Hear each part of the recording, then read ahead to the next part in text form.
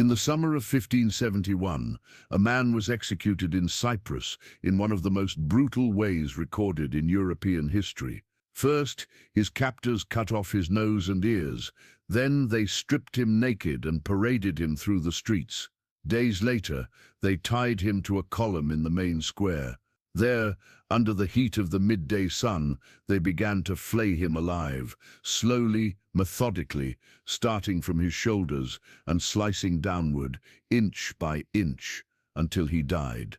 The man's name was Marcantonio Bragadin.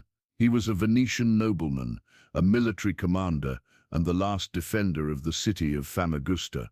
What did he do to deserve such a death? Why did the Ottomans go to such extreme lengths to punish him even after he had surrendered peacefully? This was not just an act of violence. It was a message, one meant to humiliate Venice and send fear across the Mediterranean. But to understand how it all happened, to understand why a European commander was skinned alive after negotiating a peace treaty, we have to go back to the beginning, to Venice.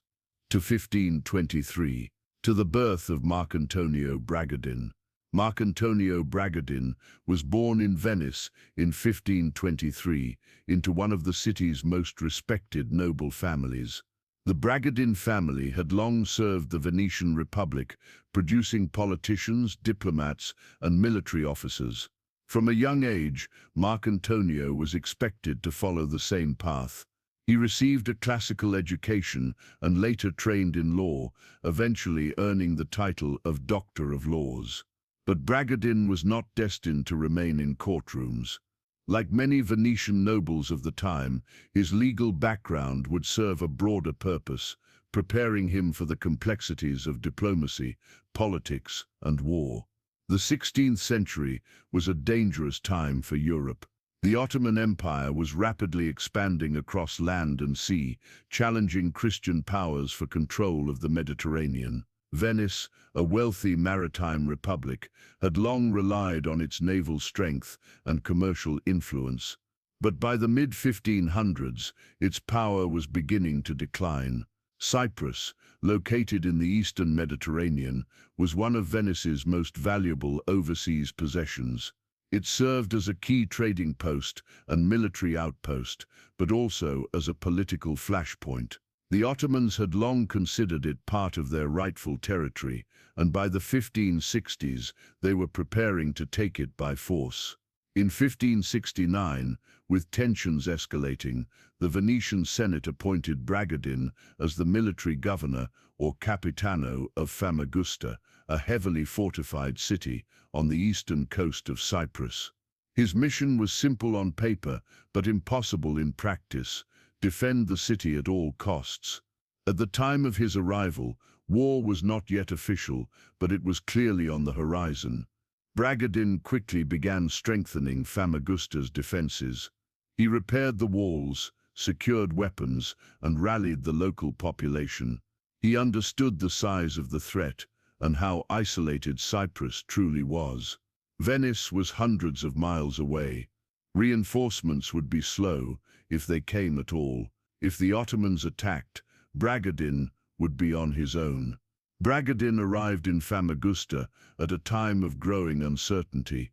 While Cyprus was technically at peace, the signs of an impending invasion were impossible to ignore. Ottoman ships had been spotted, patrolling nearby waters.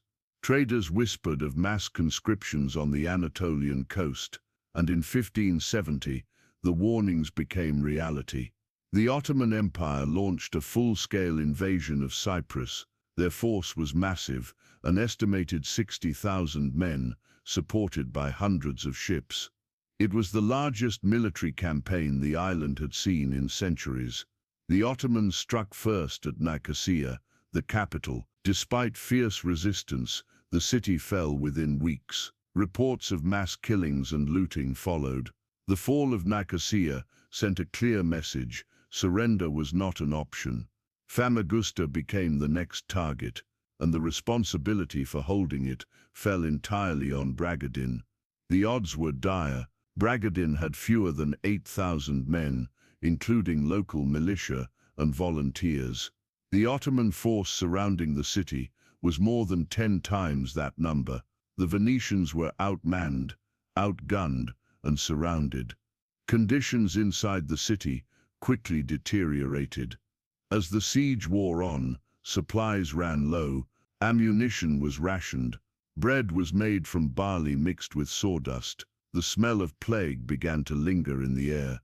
Still, Bragadin refused to surrender. He rotated troops daily to keep morale high. He ordered public prayers, held fast to discipline, and coordinated with engineers to repair damage to the city walls after every bombardment. For 11 months, the defenders of Famagusta held out. Against overwhelming odds, they inflicted heavy losses on the Ottoman army, but the cost was immense. Thousands of civilians were trapped inside the walls, facing starvation. Disease spread through the streets, and still, no relief came from Venice. Bragadin knew the truth.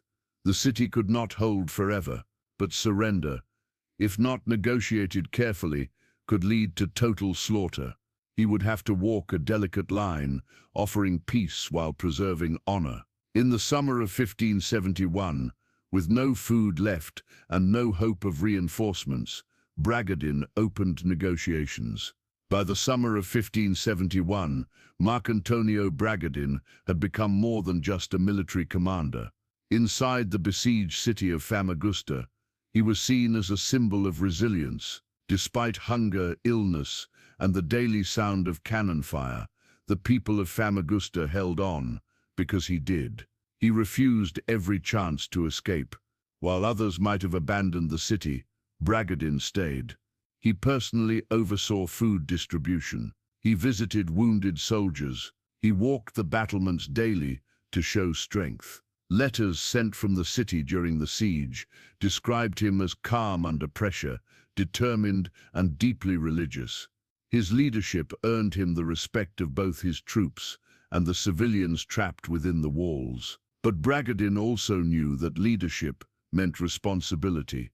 When he finally approached the Ottomans to negotiate surrender, he didn't beg for his life or demand personal protection. Instead, he insisted on terms that would safeguard the lives of Famagusta's population. The proposed agreement was straightforward. The Venetian garrison would be allowed to withdraw peacefully, along with any civilians who wished to leave. The Ottomans, in turn, would be given control of the city and its remaining fortifications. Lila Mustafa Pasha, the Ottoman commander, agreed. The surrender was signed. For 4 days, the evacuation proceeded smoothly.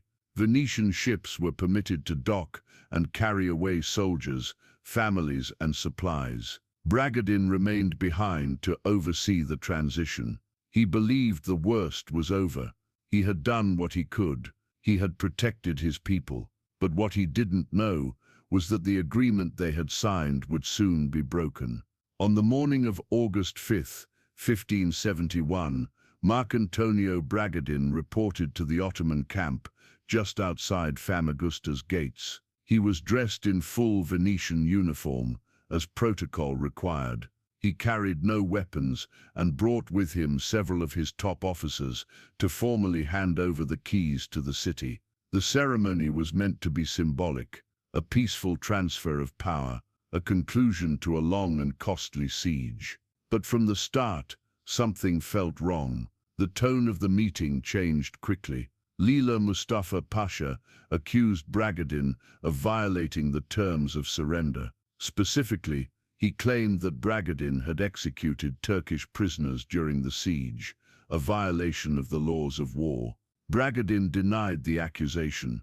According to Venetian records, prisoners had been treated according to the customs of the time, but it made no difference. Mustafa Pasha had already made his decision. In front of his commanders and Bragadin's own men, the Ottoman leader flew into a rage. He ordered Bragadin's officers to be arrested. Several were executed on the spot. Bragadin himself was seized and thrown into a prison cell. The message was clear. The peace treaty had never been real. It was a trap. And with the city fully in Ottoman hands and the Venetian ships already gone, there was nothing anyone could do. Over the next 2 weeks, Bragadin remained imprisoned while Famagusta was ransacked. According to eyewitness accounts, the terms of surrender were completely abandoned. Christian civilians who had not been evacuated were either enslaved or killed. Churches were desecrated, homes looted. The surrender had not saved the city, it had only delayed its destruction, and for Bragadin, the worst was yet to come. After his arrest, Marcantonio Bragadin was kept in chains inside a damp cell beneath the Ottoman headquarters. There was no trial, no further negotiation, but his punishment was not meant to be swift. According to multiple historical accounts, the torture began with humiliation. Bragadin was brought out and paraded before the people of Famagusta, many of whom had once looked to him for protection. His captors cut off his nose and ears while he was fully conscious. Blood streamed down his face, but he did not scream. Then they dressed him in rags, placed a heavy sack of stone on his back, and forced him to march around the ruined city walls he had once defended. It was meant to be a spectacle, a man once admired, now broken and disgraced. When the march ended, he was taken to the Ottoman flagship anchored in the harbor. There, he was tied to a chair and hoisted up the ship's mast, left swaying above the deck like a captured trophy. Sailors reportedly mocked him, spat at him, and pelted him with refuse. All the while, Bragadin said nothing. For 2 weeks this continued. Beatings, isolation, public degradation, but no execution. On August 17, 1571, the sentence was finally carried out. Bragadin was brought to the central square of Famagusta, bound, stripped, and tied upright to a stone column, his back pressed against it, his arms stretched. Then came the final act. A trained executioner approached with a short, curved blade. He began at the shoulders, and slowly, methodically, began to flay Bragadin's skin. The knife worked downward, first across the chest, then down the arms, the sides, and the torso. Some sources claim the executioner paused at points to ensure Bragadin remained alive, pouring water on his body, checking his pulse. Eyewitnesses later said he never begged, he never cried out, he bit down on his own tongue to stay silent. By the time the blade reached his waist, he was no longer conscious. Moments later, his throat was slit. The execution was complete, but the message was far from over. In the final moments of Marcantonio Bragadin's life, witnesses recorded a remarkable act of composure. As he stood bound to the stone column, stripped of dignity, mutilated, and awaiting the final cut, he asked for a crucifix to pray. When one was handed to him, Bragadin kissed it. He then reportedly spoke a final prayer for the people of Famagusta. And according to some, he even asked forgiveness for his executioners. Whether these words were truly spoken or later remembered by survivors is difficult to confirm. But what remains consistent across multiple accounts is this: Marcantonio Bragadin did not die begging. He died standing, silent, and resolute. To the Ottomans, his death was intended to be a warning, brutal, public, unforgettable. To the Venetians, it became something else, a martyrdom, a symbol of honor in the face of betrayal, proof that even in defeat, dignity could remain. Bragadin's final act wasn't one of madness or rage, it was stillness, defiance through silence, a form of resistance that could not be broken, even by knives. In the weeks that followed Bragadin's execution, Famagusta remained under Ottoman control. What was once a Venetian stronghold had been reduced to rubble. Churches were converted to mosques. Christian homes were seized. The remaining civilian population, those who hadn't been killed or evacuated, were either enslaved or stripped of their rights. But the Ottomans weren't finished with Bragadin. His skin, stuffed with straw, clothed in the garments of his office, and mounted like a puppet, was paraded across the city on the back of a bull. Eventually, the grotesque effigy was shipped to Constantinople. There, it was stored in the Ottoman arsenal, a silent but symbolic trophy of conquest. Back in Venice, news of Bragadin's fate caused shock, outrage, and deep humiliation. The Venetian Senate issued public statements denouncing the betrayal. Portraits of Bragadin appeared across the Republic, showing him in chains or standing defiant at his post in Famagusta. He quickly became more than a martyr. He became a rallying point. 2 months later, on October 7th, 1571, the Christian alliance known as the Holy League, comprising forces from Spain, Venice, and the Papal States, met the Ottoman navy in the Gulf of Patras. The result was the Battle of Lepanto, one of the largest naval battles in Western history. It was a decisive Christian victory. Many historians consider Lepanto to be a direct response to the fall of Cyprus and to the treatment of men like Bragadin. Though the Ottomans retained Cyprus, their naval supremacy was broken. But Bragadin's story didn't end there. In 1580, nearly a decade after his death, a young Venetian sailor serving in Constantinople reportedly located Bragadin's preserved skin in the Ottoman arsenal.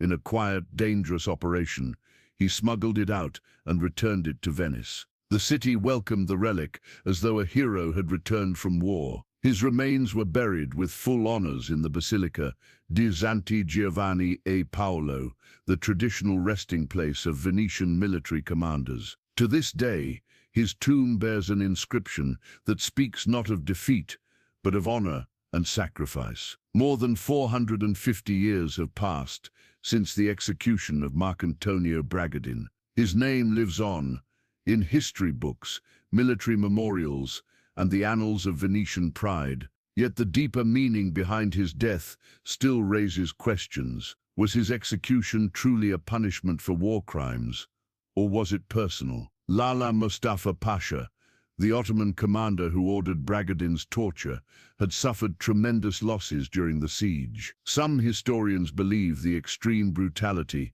was not about justice, but revenge. Others argue it was political.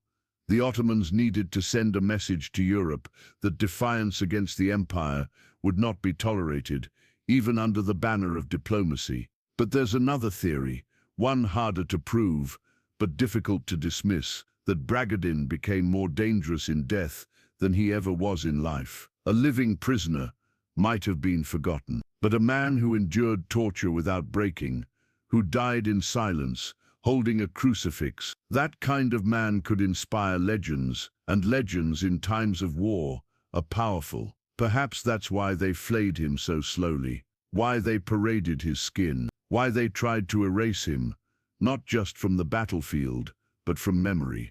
But they failed. In the end, Bragadin's suffering did not break the spirit of Venice. It fueled it. His name became a symbol of endurance. His story, one of betrayal, resistance, and dignity in the face of horror, continues to echo through the centuries. And while the streets of Famagusta have long been silent, the column where he died still stands, a reminder, not just of what was done to him, but of what he chose not to become.